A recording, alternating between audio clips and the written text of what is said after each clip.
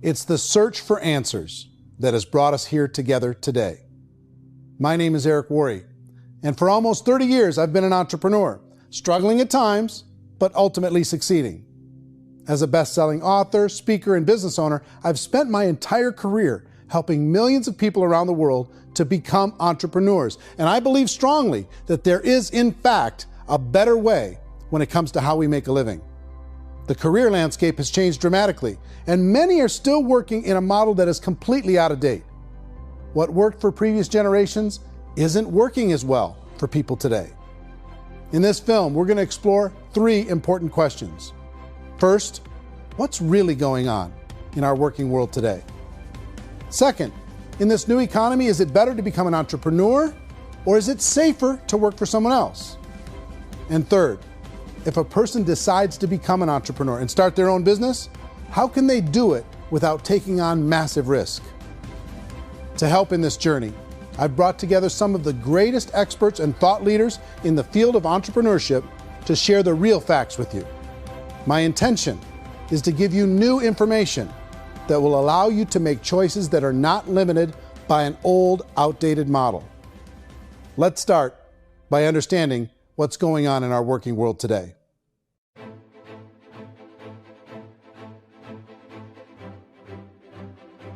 Let's look at unemployment. 30-40% of the people are honestly not working, but would be working. What our government does is if you haven't found a job in 6 months, we don't call you unemployed. We pretend you dropped out of the labor force. I've often said that unemployment, particularly structural unemployment, that's unemployment due to technological changes, is the first sign of economic growth. Think of it, 10 people live on an island. They go out every day and fish. One day, new technology shows up. A missionary brings them a net.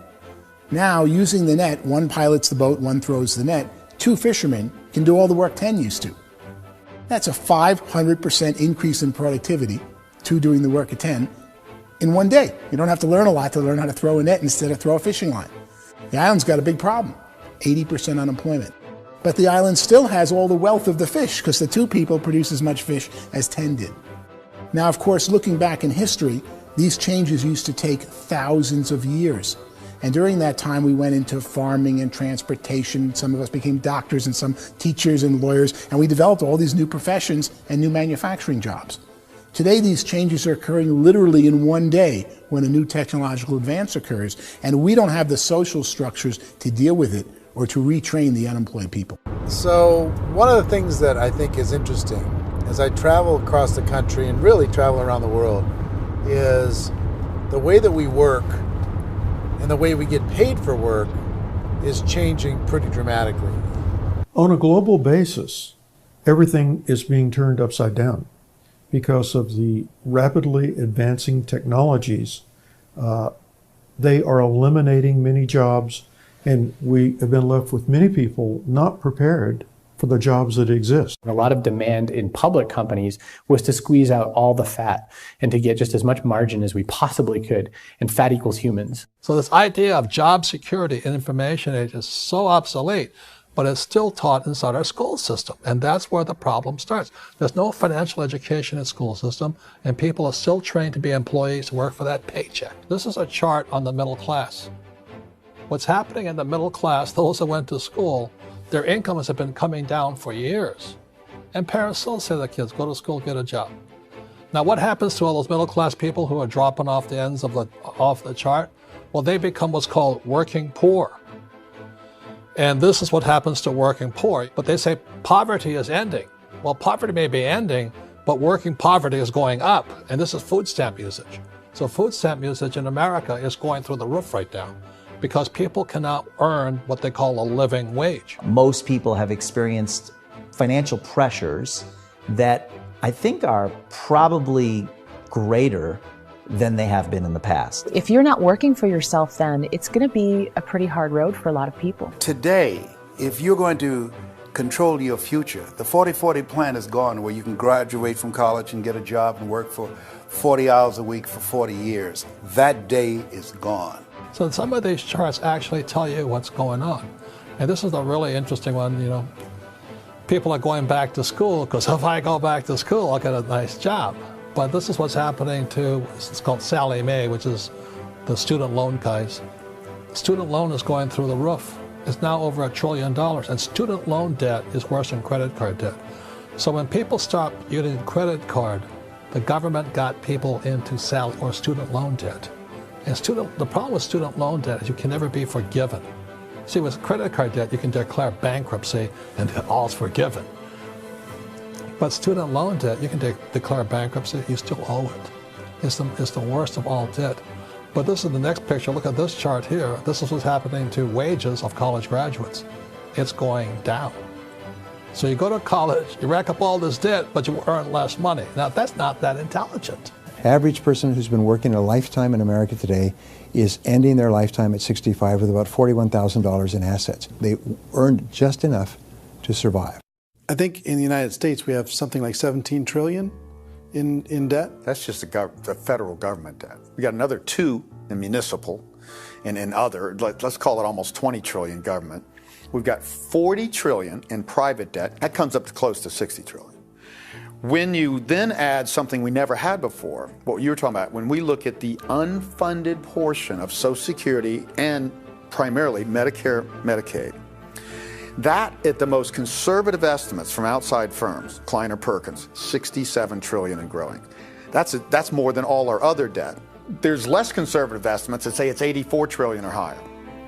I added up conservatively $127 trillion in total debt. Debt is a financial drug. When you take it to excess, it's like taking a drug. Yeah, it makes you feel better, it enhances your performance, but at a huge cost, eventually it kills you. And so that's what happens. We keep doing more and more debt, and you get less and less results, just like a drug, until the debt gets so high that it crushes the whole system. That's where we're at, 8.2 times GDP. You know who I feel sorry for? I feel sorry for the person who dreads going to work, who is sick to their stomach on Monday morning, who hates their alarm clock, who gets a little glimmer of hope on a Wednesday because it's hump day and says, thank God it's Friday. And they live for those 2 days a week where they get to be themselves and they don't have to be around people they don't like, and they don't have to play the political game in the office, and they don't have to live this half life. The person that works 50 weeks a year just to be able to have the 2 weeks for vacation. And you know what happens to most of them nowadays? They don't have a vacation. They have a staycation. They have time off of work, but they don't get to go where they want to go because they're overextended. They've got all this debt. They got all this situation. They hate their alarm clock. They can't sleep until they're done. They have to spend most of their life in traffic. I feel sorry for that group of people because there's a better way. They just don't know it. I see this really interesting attempt at rugged individuality in a 6x8 rectangle. And I feel like you're all the same, except for the little push pins of the pictures. There's different pictures. Yours is named Jenny and his is named Sujara, but it's the same people. And this is how they are, and they're just like the zombies, and there's no joy in there, there's no fun. There's always like the wacky woman who decorates her cubicle, and that's the most she can do there. You got to give her credits, right? The wacky cubicle woman. The basis for their life is worry. I'm worried, you know, maybe I'll get fired. I'm worried maybe my company will go out of business. I'm worried I can't keep spinning the plates on paying the bills. I'm worried about how do I send my kids to college. I'm worried, what if the transmission of my car breaks? That's, you know, 2 or 3, I can't fix it. People live in a sea of worry, and it eats at them. Those signs that people held up during the Depression didn't say looking for gainful employment in a cubicle.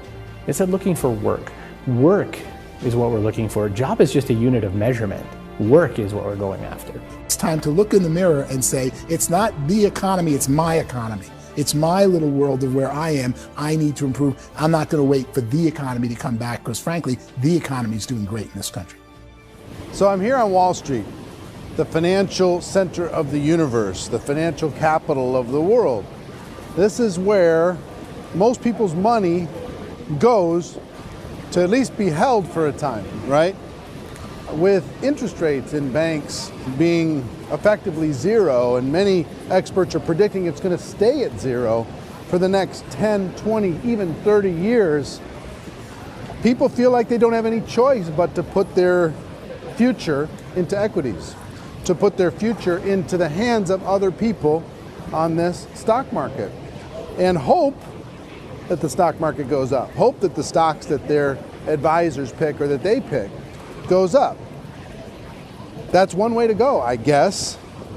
It's my personal belief that if you put your future into the hands of yourself, in other words, you have earning power by yourself, I think you're a better investment than these guys.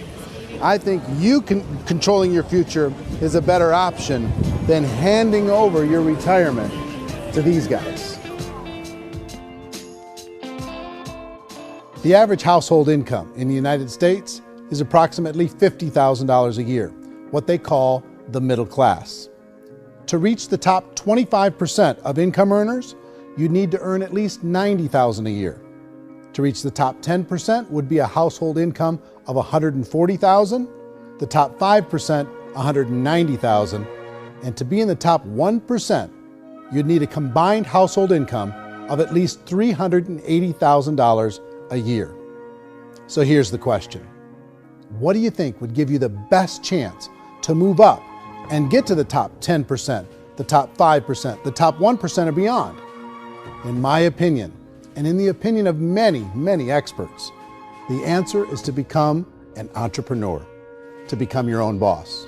I think you have to be a business owner. I can't, the only time I ever say to someone it'd be great to be an employee is when they've already told me they've surrendered. I only tell people who are wounded spiritually that they should be an employee. And it's that feeling that you get when you pick up the backpack off the little Cub Scout and say, "Don't worry, little guy, we'll get you back to the camp." You know, it is in no way a kindness when I tell someone they'd be a great employee. The other status symbol really increasingly is lifestyle. I mean, people can own their own business, maybe even work out of their house. That, I tell you, people admire that. Like, gosh, I wish I could do that. The spirit of the entrepreneur is to be a risk taker and to be resourceful and unstoppable and to have a vision of yourself beyond where you are and not willing to settle for life as it is. Think about the great entrepreneurs. They're visionary. They have heart. They're willing to do today what others won't so they can do tomorrow what others can't. Personally, I don't think of the new economy, the old economy. I create my own economy. The entrepreneur's in control. I decide what the economy is going to be like. In the world of entrepreneurship, there are no limits. You can make as much as you want, depending on how much you want to work and how smart you are and how great a team you put together. There's no more lifetime rewarding business than being an entrepreneur. Why in America, where anyone could be anything, would people want to give up their freedom and become effectively a modern-day slave, told shut up and be here every morning at 7:30, leave at 5:30, and do what I tell you? If people decide to become an entrepreneur and work for themselves, they have some traditional options, but they're riskier than you might think. Any kind of a retail business, retail build-outs, is extremely expensive.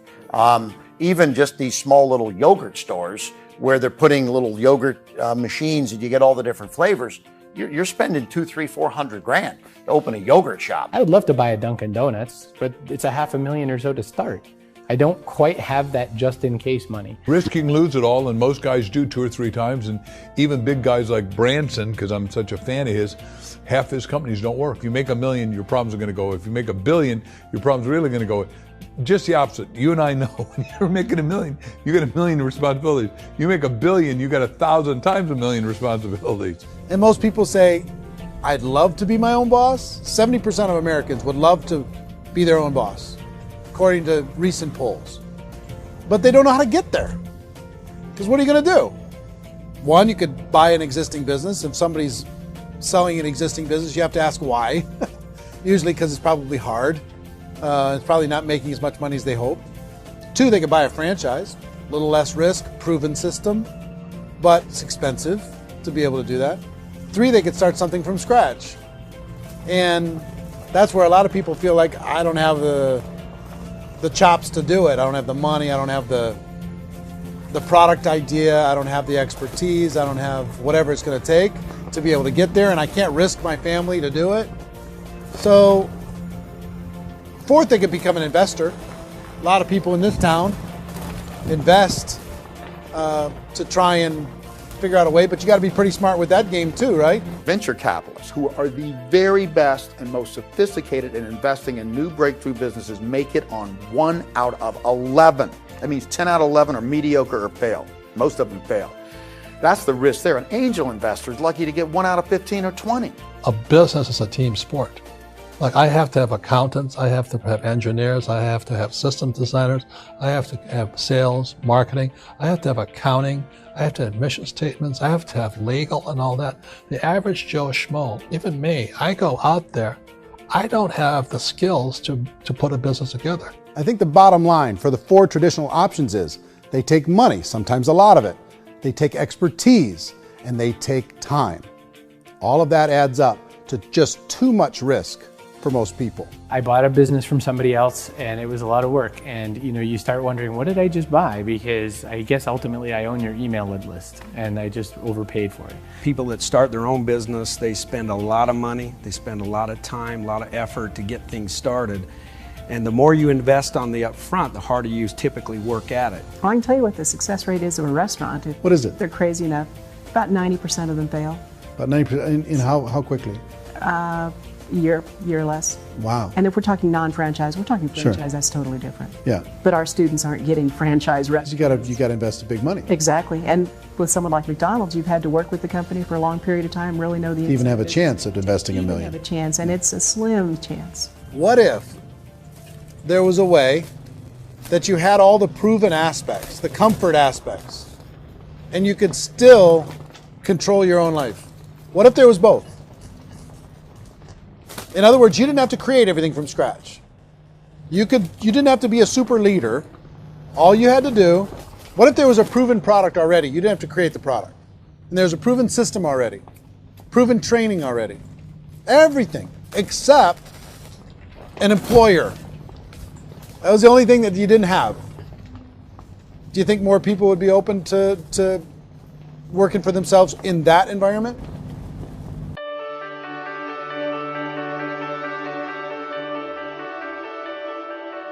In our search for a better way to make a living, we've come to the conclusion that becoming an entrepreneur is actually safer than being an employee.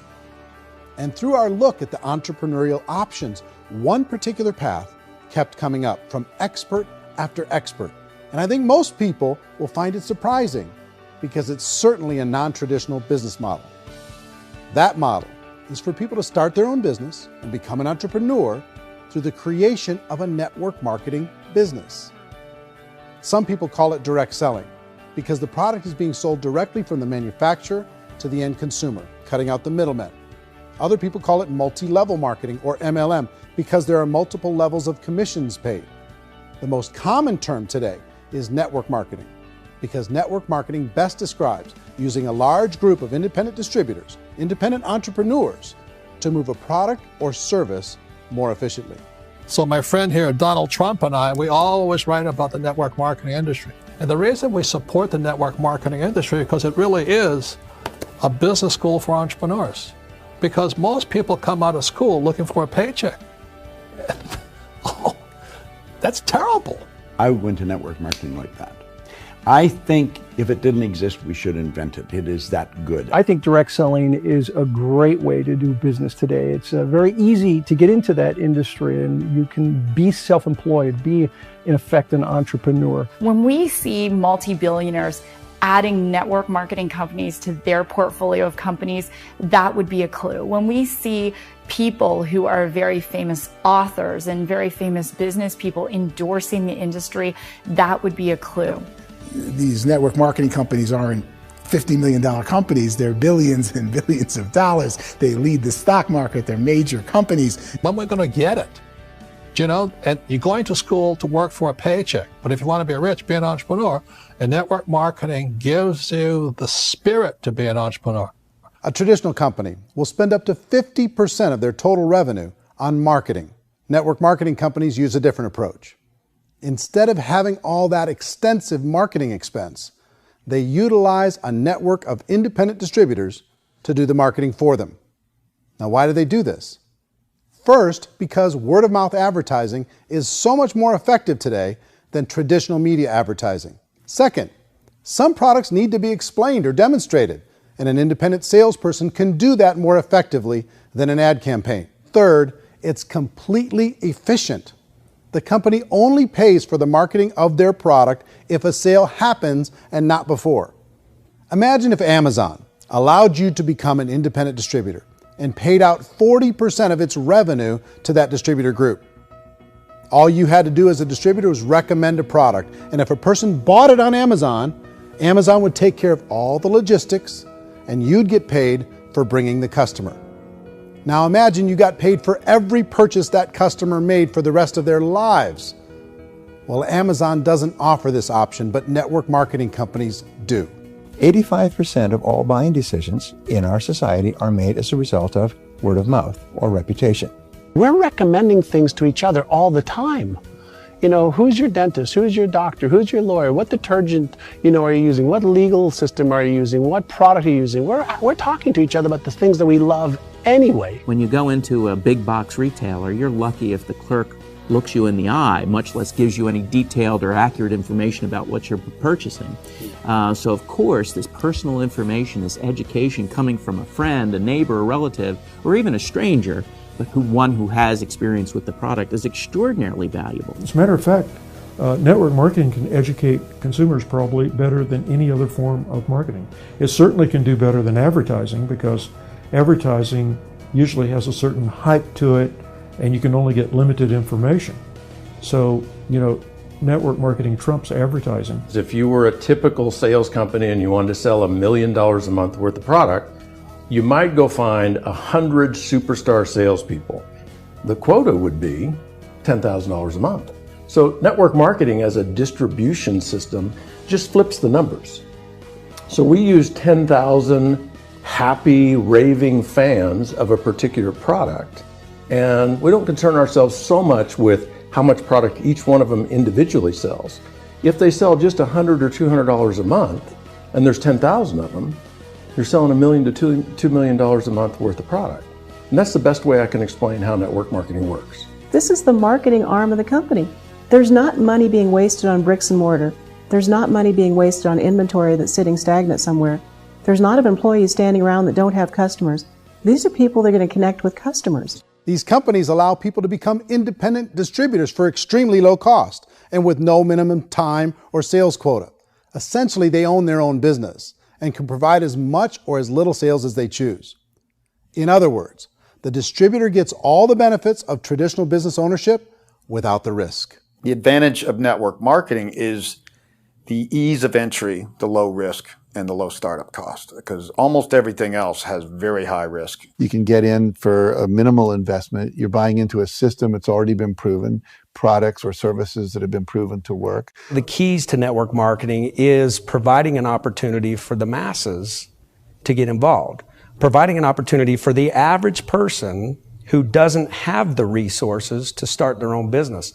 All of this so far is fairly straightforward, but network marketing offers another benefit, and it's this benefit that makes it so interesting for entrepreneurs. Network marketing allows a distributor to build their own network of other distributors and then compensates them on the sales created by that entire group. Direct selling is, at its base, very simple. It's the sale of a product or service to an individual on a face-to-face, one-on-one basis, just the way we're talking right now. But there's an important element as well, and that's the offering in conjunction with that sale of product, the offering of an opportunity for someone to make something of themselves. No matter what your social status is, no matter what language that you speak, I mean, look how many unbelievable people are becoming successful that speak every kind of language out there. What an awesome gift to give the world. Instead of having to work your way up in a system and prove that you could be a sales manager, they just decided everybody can be a sales manager. Everybody gets to build a sales team from day one. And so what that brought into the system of growth as a direct selling company is the concept of compounding or geometric progression. Because now you can actually grow a sales force very quickly because everybody is enrolling people in their own sales force. People who are like, oh, this is weird, I'm building a sales team, or what do you think you do at a regular company? How do you think a regular company works? Network marketing is the only industry that doesn't say your past determines your future. It looks at your past and says, okay, now what can we train you to do so you can have a great future? Every other employer out there wants to exploit you for what you already know, not teach you something new. Network marketing has the potential to save the United States and the world because it's going to teach people not to be employees, but to be entrepreneurs.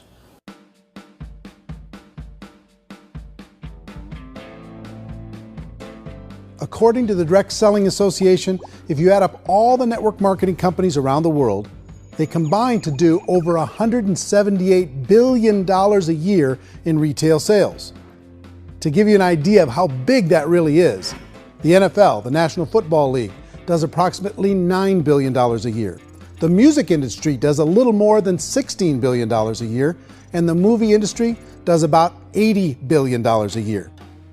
Using a conservative average, network marketing companies pay their distributors about 40% of that $178 billion in the form of commissions, which adds up to more than $71 billion a year. That's almost $6 billion a month. It's almost $200 million in commissions every single day. So it's certainly working, and people are making serious money in network marketing. With the growth of the direct selling industry over the last 10, 15, 20 years, we've seen a broader understanding of the channel. We have seen more and more people getting involved in the business, so our penetration in the marketplace has increased, and thus the understanding in the marketplace of who we are has increased. And we've seen non-direct selling companies look at the direct selling model and say, something's going on there. People are making money. Companies are being profitable, individuals are being motivated, product is being delivered to market. Maybe we should explore this. Some people think only the people at the top make money. Well, let's take a look at that as well. In the network marketing profession, there are roughly 500 people in the world who earn over $1 million a year. If you round that number up to $2 million a year, that adds up to about $1 billion a year. That takes the $71 billion paid out each year down to $70 billion. So where does the rest of the money go? The vast majority goes to part-time people making anywhere from a few $100s a month to many thousands of dollars a month. It goes to people who choose to make it a full-time career move and earning even more than that. Every day, people are using the money they earn through network marketing to pay off debt, have more fun, and improve the quality of their lives. Everyone I know in network marketing has been doing that since the 50s. They go to work when they want to go to work. They stop working when they want to take time with their children to have a leisurely breakfast and discuss issues and drive them to school. They go back to work when they get home, wherever they're working out of. The biggest thing that I've seen is people that have become much happier in their life. MLM has probably made more millionaires of more people in more countries, and I've spoken to them in 67 countries, than any other single form of business, starting from nothing. If they have a choice between working a job for the next 10 years or working a network marketing business for the next 10 years, the result of working the network marketing business will be better. A lot of people within the industry go on and make this a career and do extremely well at it. Network marketing has been nothing but good for everyone I know that's been involved with it because they did it seriously and they played full out and they've been very successful. It's been a constant barrage of success stories and people showing off stuff that they got as a result of it. How many people are involved? Approximately 16 million Americans and 96 million people around the world are currently participating in network marketing. And in a recent poll, 82% of those people report a good, very good, or excellent experience with network marketing. So people are happy.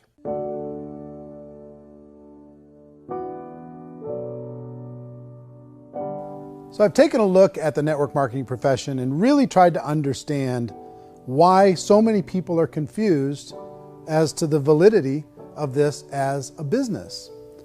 One is this pyramid shape. People get really messed up with this pyramid. Oh, it's one of those pyramid things. So I just think there are a lot of haters out there who really don't understand the industry and say, oh, it's a get-rich-quick scheme. It's a pyramid. Well, corporate America is a pyramid scheme. You know what I mean? It goes like this. You have thousands of MBAs, let's say working for Ford or General Motors or Coca-Cola. If all these MBAs, they're all trying to get to here, that's a pyramid. Only one guy's going to make it.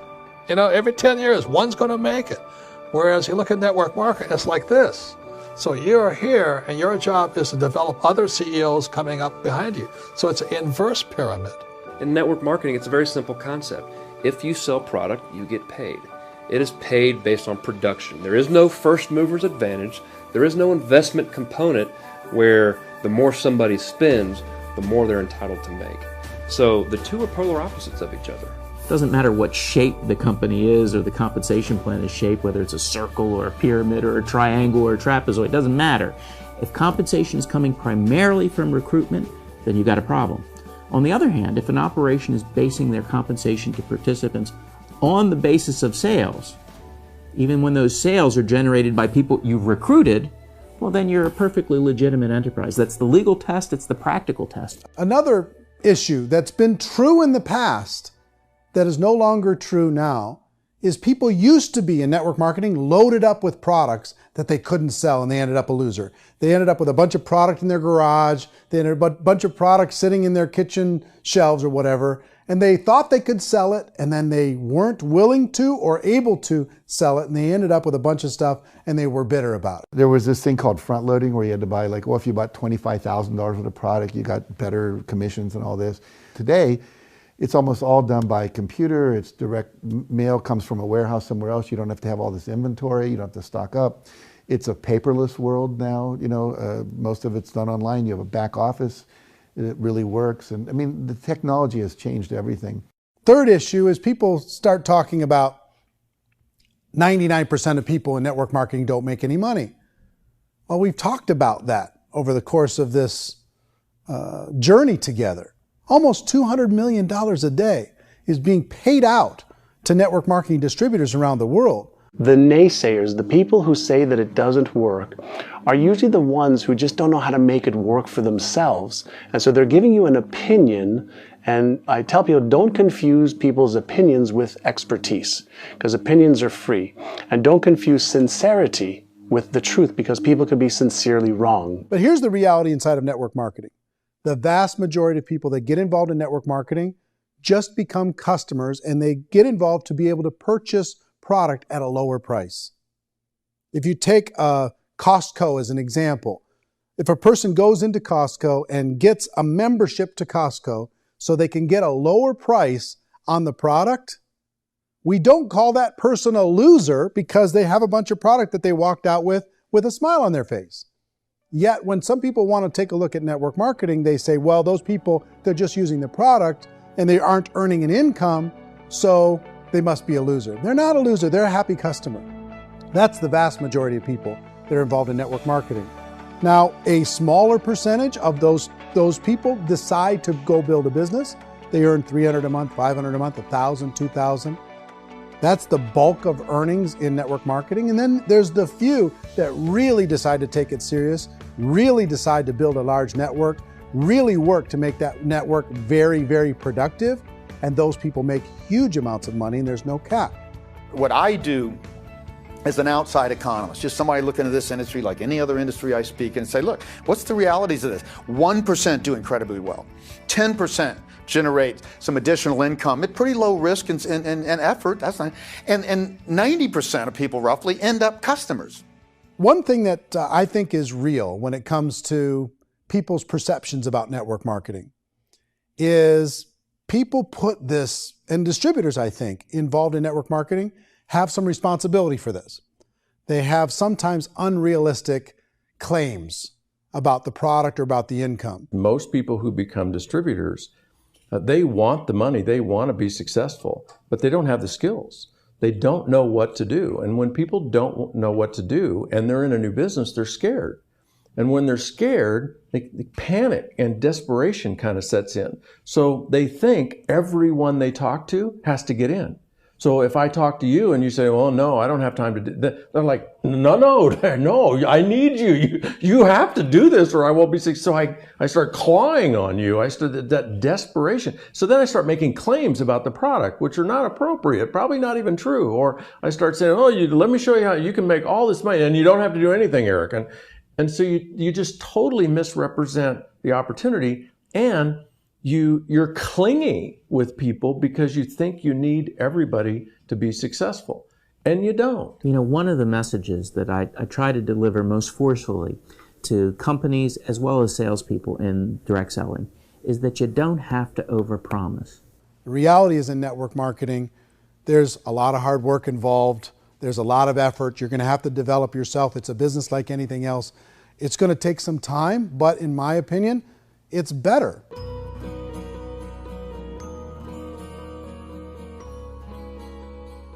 It's light years better for people starting today than it was even 5 years ago. I think it's more widely accepted now, and people understand it is a business. It is being an entrepreneur. It is being a business owner. Our belief system is based upon our evaluation of something. And frequently, if we reevaluate a situation, our belief about that situation will change. The industry has changed and it's grown up. It's totally transformed. You've got young people today that have grown up with social media, and they understand networks. They understand how people are connected through technology, and they understand how money flows through those networks. So when they see network marketing, they don't see it the way their parents saw it. And we've all learned, the larger industry that you represent, has all learned from those mistakes and flaws and errors that have happened early on. Early algorithms didn't work the right way. That's all fixed. It's like when they design a computer program, they design the program, then they run it, and then they go back through and they debug it. The MLM industry has been debugged. This is the day of being virtual, being able to run a business from your mobile phone. I mean, it's incredible. Companies are getting smarter. They're implementing more consumer protections. They're implementing more compliance training. They're doing more with respect to product research. If you do get involved and you make purchases of inventory, even on a voluntary basis, if you decide that this business is not for you, you can leave and have that inventory repurchased by the company. There's no other business that offers that kind of protection on a voluntary, self-regulatory basis.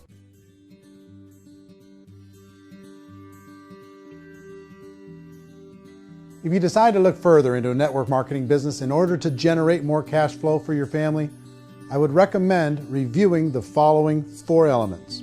First is the product or service.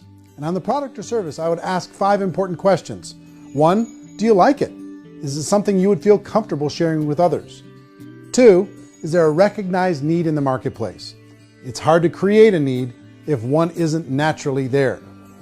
3rd, does the product meet that need? Does it solve a legitimate problem for consumers?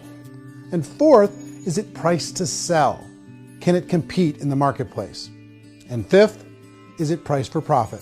Is there enough margin for the company and the distributor to be able to generate income for the long term? If you can answer the questions on the product to your satisfaction, the next element to consider is the company itself. Is it well run? Do you believe in the founders or the management team? Do you feel they have what it takes to go all the way? See, it doesn't matter how good the product is if the management can't take care of the company. Good management can change with the times. They can handle adversity. They can make good decisions.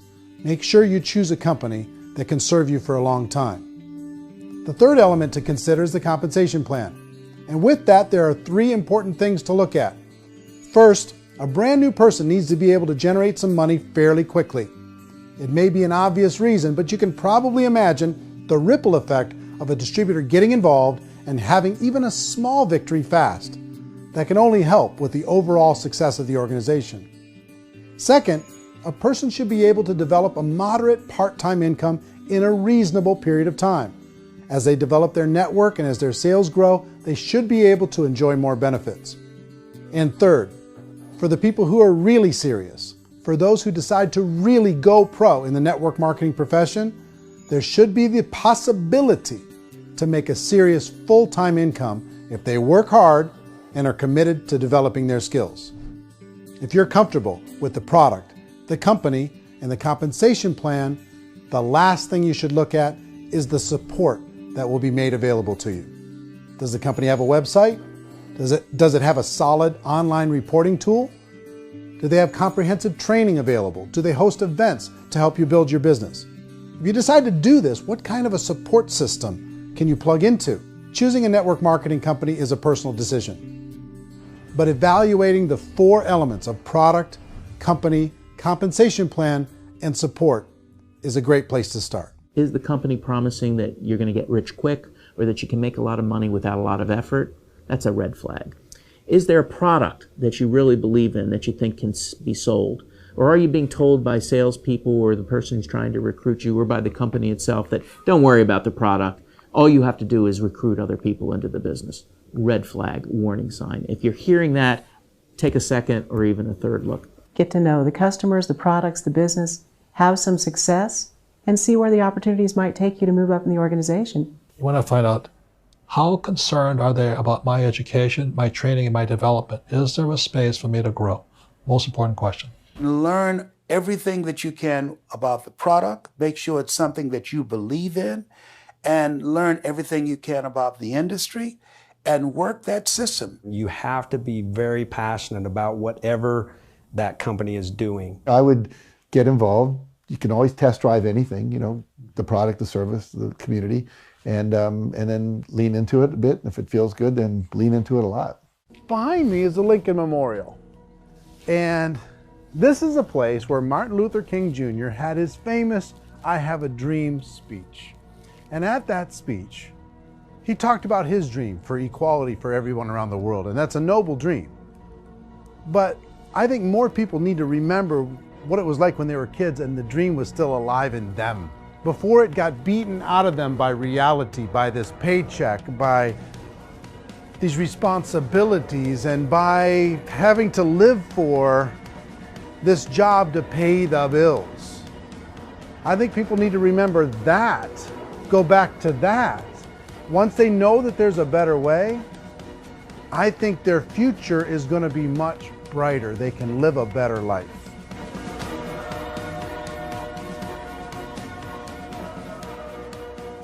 So if you're considering getting involved in a network marketing company, let me offer you just a few pieces of advice. First, network marketing isn't perfect. It's emotional, it's challenging. Like any entrepreneurial venture, it can have its up days and its down days. But if you have an entrepreneurial bone in your body, it's just better. Second, if you're gonna do it, decide to be professional. Decide to go pro. It's better to do that than just be this amateur sticking your toe in the water. Third, as any professional, you're gonna have to learn some new skills. And I promise you, inside of the network marketing profession, they're not too difficult to learn. Fourth, like anything worthwhile, it's gonna take some time. Don't expect that you're gonna get to the finish line right out of the gate. And fifth, it's worth it. It's worth it to be able to take charge of your life again. It's worth it to be able to control your own financial situation. It's worth it for the people you're going to be able to spend time with. It's worth it for the things you're going to be able to see and the experiences you're going to be able to experience. It's worth it for the causes you're going to be able to contribute to, the lives you're going to be able to touch, the customers you're going to be able to help, the friendships you're going to be able to develop. I promise you, it's worth it. Remember, most people are searching for answers just like you are. But I do have to tell you the catch to network marketing. If there is a catch, if you want to understand this from an emotional point of view, people say, well, it sounds too good to be true. It's not, it's hard work. But here's the catch. Most people still don't understand it. So you're going to have to endure the loss of social esteem from ignorant people. The uneducated will think less of you. Now, if you can handle that, you're on your way. If that's going to destroy you, you know what? Entrepreneurship in general probably isn't in your future. If you can face that catch, you can become unstoppable. I want everyone to really contemplate this if they're not in network marketing. You're in a job, you probably have a mortgage, you have rent, you have debt, whatever's going on. You're in a prison. You work just hard enough to keep them from firing you, and they pay you just enough to keep you from quitting. Come on! I've been there, done that, and bought that t-shirt. In network marketing, if you run into failure, it's really just a homework lesson for yourself. There's no one to blame. You really have no excuse not to be successful. You just don't. People don't want to hear that, but there's so much available to you. If you want to be a good network marketer, be a student to the people above you, be a fellow traveler to the people on the same level, and be a teacher to those below, and know when it's appropriate to do which. People who are not afraid of asking people to buy things or not afraid of persuading people with the chance they may say no, these people own the future. Nothing happens until something moves. So you got to go move, you got to go do something, or nothing's going to change in your life. In the beginning, you're going to do a lot of things that you don't get paid for. But as you go down the road, you get paid for a lot of things that you don't do. And your job is rehabilitate the spirit, the entrepreneur spirit in all of us. You give it back. Either give it a strong yes or a strong no, but no wishy-washy, dilly-dally stuff in the middle. There's dreams and there are nightmares, but I believe that the biggest nightmare of all is when you don't pursue your dream. You're going to see some monumental growth in this profession. It's an exciting, exciting time to be involved with the network marketing profession. The next 10 years, I see just exponential growth. When that tipping point comes, it's not a matter of asking somebody, have you ever heard about network marketing? You're really asking them, which company are you building your wealth in? We are here to fix the world, to improve relationships with other people, to improve other lives. And the real reward comes as an entrepreneur in any level from teaching somebody something and watching them soar. There is no greater reward.